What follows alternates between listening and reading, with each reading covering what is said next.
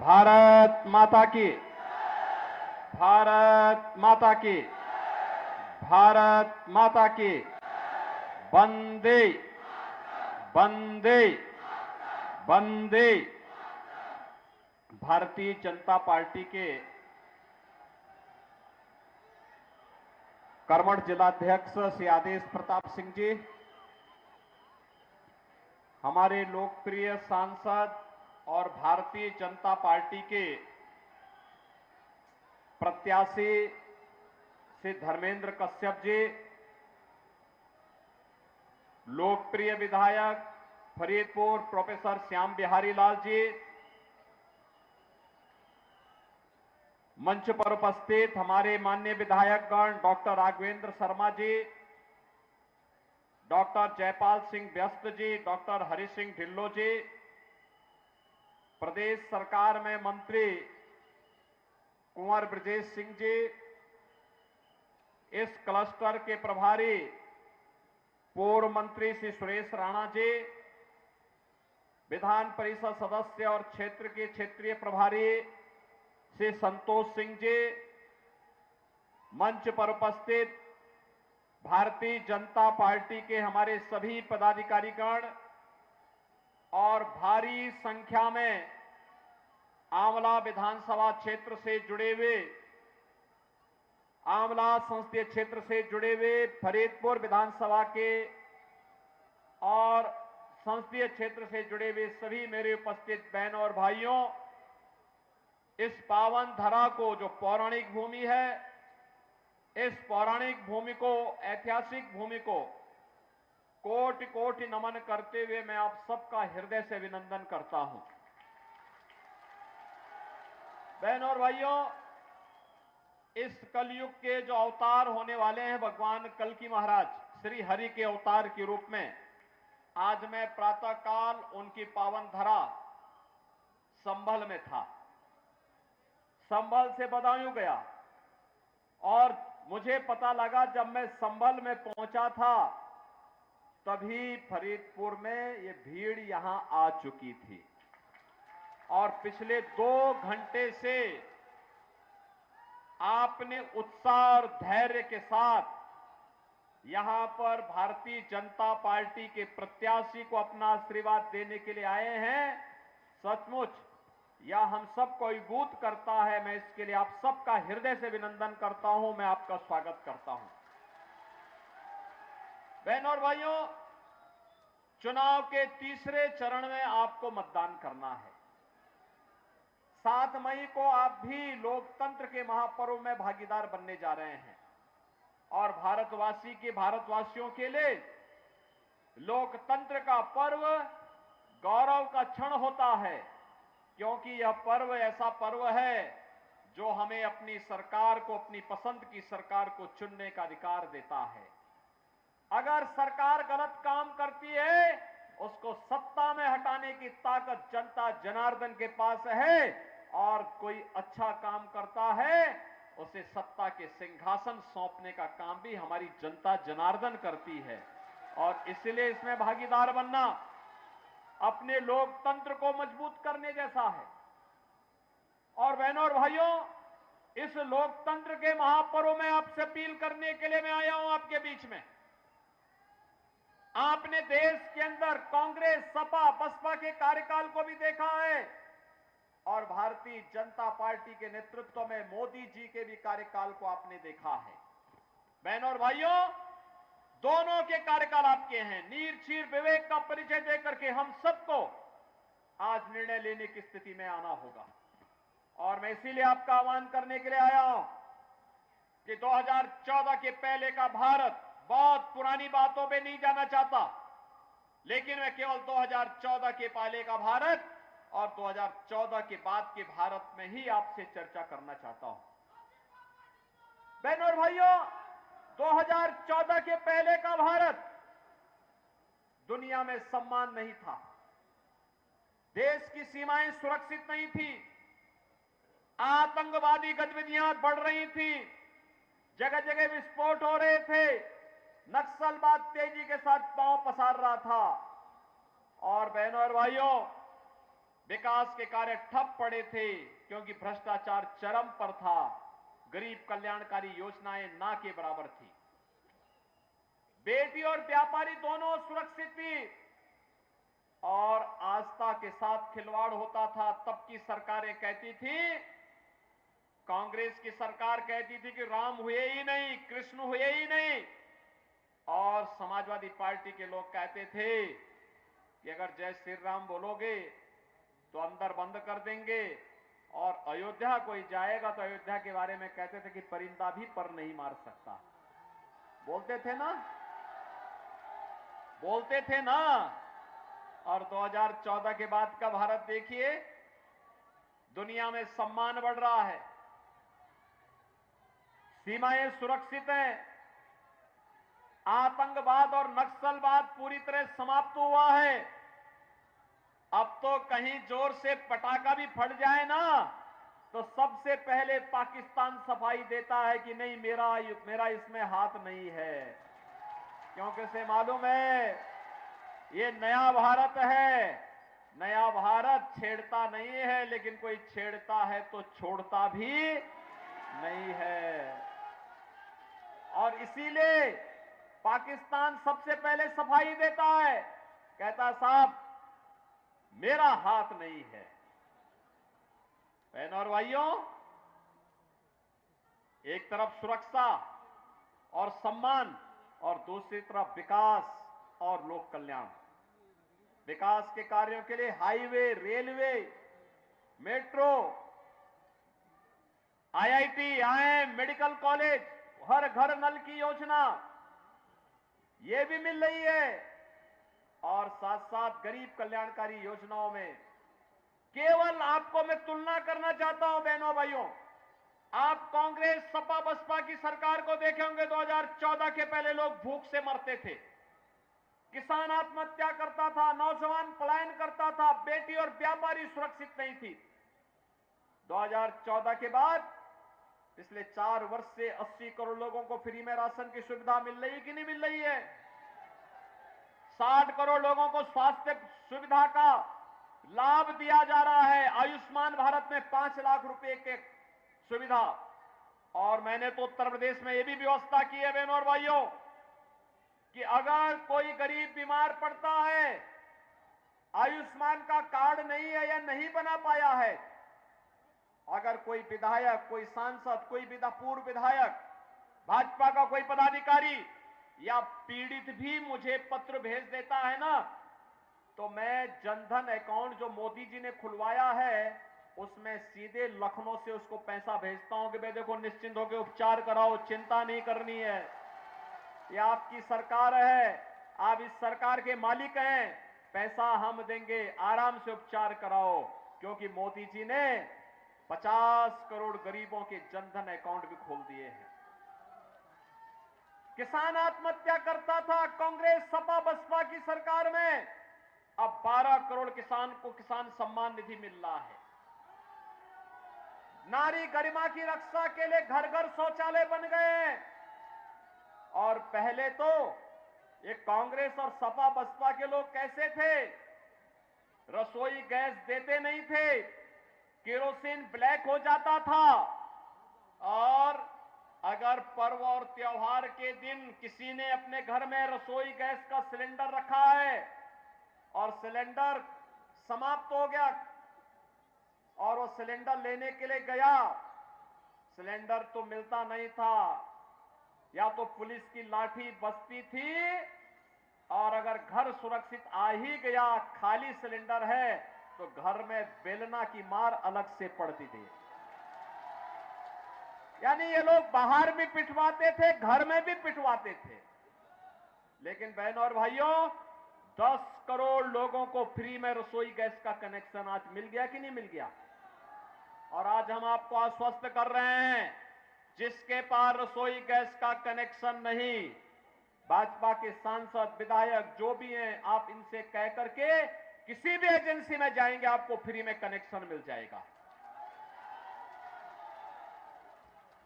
4 करोड़ गरीबों के लिए मकान बने, और बाकी जितने छूटे हैं सबको आश्वस्त कर दीजिए इसके बाद अगले 5 वर्ष में बाकी सभी लोगों के आवास भी बनेंगे जिसके पास अपना आवास नहीं है। बहनों और भाइयों, सुरक्षा भी है, विकास भी है, गरीब कल्याण भी है, और इससे बढ़कर और भी है। वह है जो कभी नहीं हुआ वो आज हुआ है। रामलला का भव्य मंदिर भी बन गया है। बन गया है ना? क्या ये अयोध्या में रामलला का भव्य मंदिर सपा बसपा कांग्रेस के लोग बना पाते क्या? बना पाते क्या?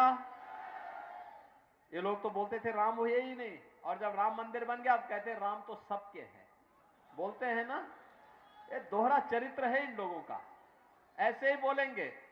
चुनाव जब आएगा तो आपके पास आएंगे कि आपको कहेंगे आप माई बाप हैं, और जब चुनाव के बाद फिर आके जब आपको पहचानेंगे भी नहीं, कहेंगे कि साहब वो फिल्मी एक गाना था ना, क्या था वो, कि क्या मेरे अंगने में तुम्हारा क्या, यही बोलेंगे ना। ये सपा बसपा कांग्रेस के लोगों का यही काम है। ये झूठ बहुत बोलते हैं। और मैनिफेस्टो किस प्रकार का बनाया है? मैनिफेस्टो कांग्रेस ने बनाया है, कहते हैं कि अगर कांग्रेस नेतृत्व की सरकार बन गई जिसको कि समाजवादी पार्टी समर्थन करेगी, तो उसके बारे में क्या कहते हैं कि हम लोग अल्पसंख्यकों के लिए खाने पीने की पूरी स्वतंत्रता देंगे, उनकी पसंद का खान पान। बहनों और भाइयों, मैं पूछना चाहता हूं, ऐसा कौन सा खान पान है जिसको बहुसंख्यक समाज नापसंद करता है और वे पसंद करते हैं? एक ही है, गौ माता है ना? आप मुझे बताओ, ये कांग्रेस और सपा बसपा वालों को, कांग्रेस और सपा बसपा वालों को क्या गौ माता को काटने की छूट देंगे क्या आप? क्या ये पाप करेंगे क्या? अरे ये पाप करने के लिए हम नहीं बैठे हैं, और अगर कोई पाप करने में भागीदार बनता है तो हम उसके साथ भागीदार नहीं बनेंगे, बल्कि गौ माता की रक्षा करने के लिए अपनी जान भी दे देंगे, लेकिन गौ माता का बाल बांका नहीं होने देंगे। और यही हमारी प्रवृत्ति रही है। अरे अयोध्या के राजा महाराज दिलीप ने तो गौ माता को शेर के मुंह से छुड़ाया था, और क्या कहा था? कहा था कि साहब, शेर को कहा कि मैं अपने को तुम्हें प्रस्तुत कर रहा हूं, लेकिन गौ माता को छेड़ना मत। जब ऐसे धर्मात्मा होते हैं तब बहनों और भाइयों, तब उस कुल में राम जैसा पुत्र पैदा होता है। साक्षात हरि विष्णु भगवान उस वहां जन्म लेते हैं, अवतार लेते हैं। और आज ये कांग्रेस और सपा के लोगों को क्या हो गया? ये कहते हैं हम उनकी रुचि के अनुसार खान पान की स्वतंत्रता देंगे। ये गफलत में है। अरे उत्तर प्रदेश में हम लोग गौ कसी करने की बात तो दूर, कोई उसके बारे में भी सोचेगा ना तो उसको जहन्नम के द्वार उसके लिए पहले खुल जाएंगे, गौ हत्या बाद में करेगा। और इसलिए बहनों और भाइयों, एक तरफ ये लोग आपकी आस्था के साथ खिलवाड़ करने के आदी रहे हैं और आगे भी करेंगे, और दूसरी तरफ पिछड़ी जाति, अनुसूचित जाति और जनजाति को मिलने वाले आरक्षण पर सेंधमारी करने का प्रयास कर रहे हैं। ये सेंधमारी कैसे? कांग्रेस ने यूपीए सरकार के समय किया था, रंगनाथ मिश्रा कमेटी और सच्चर कमेटी गठित करके। उस समय इन्होंने प्रयास किया था कि पिछड़ी जाति को मिलने वाले आरक्षण में से 6% मुसलमानों को दे दिया जाए, अनुसूचित जाति को मिलने वाले 21% आरक्षण में से कुछ आरक्षण सच्चर कमेटी के अनुसार कुछ मुसलमान जातियों को अनुसूचित जाति में शामिल करके उनको यह आरक्षण दे दिया जाए। बाबा साहब भीमराव अंबेडकर ने कहा था कि धर्म के आधार पर आरक्षण नहीं होना चाहिए, क्योंकि धार्मिक आधार पर इस देश का विभाजन हुआ है। हमें कोई ऐसा कार्य नहीं करना चाहिए जो फिर से भारत का विभाजन करे, फिर से भारत का बंटवारा करे। एक तरफ एक कांग्रेस की आदत है बंटवारा करने की, पहले देश को बांटा, आज समाज को जाति के आधार पर बांट रहे हैं, मत और मजहब के आधार पर बांट रहे हैं। आपने देखा होगा एक इतनी गरीब कल्याणकारी योजनाओं का लाभ मोदी जी के नेतृत्व में भारतीय जनता पार्टी ने दिया। किसी का चेहरा देख करके, किसी की जाति देख करके, किसी का मत और मजहब देख करके, सबका साथ और सबका विकास के माध्यम से ही ये योजना सभी देशवासियों को दी गई। और बहनों और भाइयों, आप भारतवासी सौभाग्यशाली हैं कि मोदी जी जैसा नेतृत्व मिला। याद करिए, 1947 में भारत का विभाजन करके पाकिस्तान बना। पाकिस्तान की कुल आबादी 23-24 करोड़, लोग कम गए, क्षेत्रफल ज्यादा गया। भारत 80 करोड़ लोगों को फ्री में राशन दे रहा है, इतनी लोक कल्याणकारी योजनाएं दे रहा है, विकास भी करा रहा है। और पाकिस्तान में 23 से 24 करोड़ लोग भूख से मर रहे हैं। भूख से 1 किलो भी कहीं गेहूं या आटा मिल जाए ना, टूट पड़ते हैं ऐसे गली मोहल्लों के जीवों की तरह। और इसीलिए मैं आपसे कहने के लिए आया हूं, पाकिस्तान आतंकवाद की भट्टी है और सुलगाई उसने है तो जलेगा भी तो वही ना। लेकिन एक कांग्रेस के लोगों की तारीफ पाकिस्तान के लोग कर रहे हैं, यानी कांग्रेस में कांग्रेस के शहजादे की तारीफ करने के लिए कोई दूसरा नहीं मिला। पाकिस्तान का एक मंत्री, पूर्व मंत्री, जिसने पुलवामा में हमारे जवानों के शहादत पर खुशियां मनाई थी, वह व्यक्ति आज राहुल गांधी के लिए वहां से समर्थन देने की बात कर रहा है। क्या आप ऐसे लोगों को समर्थन देंगे क्या?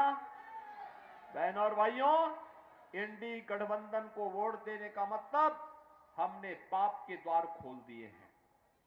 और ये जन्म पाप करने के लिए नहीं है, पुण्य करने के लिए है। और हमें पुण्य के मार्ग पर आगे बढ़ना है। और इसीलिए तो पूरे देश के अंदर एक ही आवाज है। और आवाज क्या है कि जो राम को लाए हैं हम उनको लाएंगे। और इसीलिए इस ध्वनि के साथ पूरे देश के अंदर एक बार एक स्वर से लोग बोल रहे हैं कि फिर एक बार, पीछे तक बोलो फरीदपुर वासियों, पीछे तक आवाज आनी चाहिए। फिर एक बार मोदी सरकार की। और मोदी सरकार के लिए यहां से धर्मेंद्र कश्यप को भारी बहुमत से विजयी बना के भेजना है ना। और बहनों और भाइयों, मैं इसीलिए आया हूं, मोदी जी का संदेशा और मेरा संदेशा भी घर घर पहुंचाइएगा। और बोलिए, सुरक्षा भी और विकास की जिम्मेदारी भी हमारी।